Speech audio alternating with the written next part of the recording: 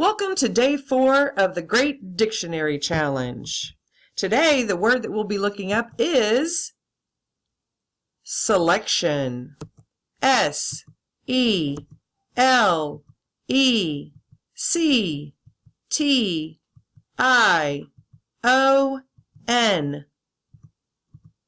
Selection. When you're looking up words, you might notice that there's other information that you're just not sure what you're looking at. The first word is actually the word you're looking up, and that's called the entry word. The second set of letters that you see within parentheses is how you would pronounce the word. So this is kick, ick. And beside that, you'll find the part of speech. Kick is a verb. The V stands for verb. And then to the right of that, you'll find the etymology. Etymology gives you information about the origin of the word. Where does it come from? And then you may find more than one definition because lots of words have different definitions.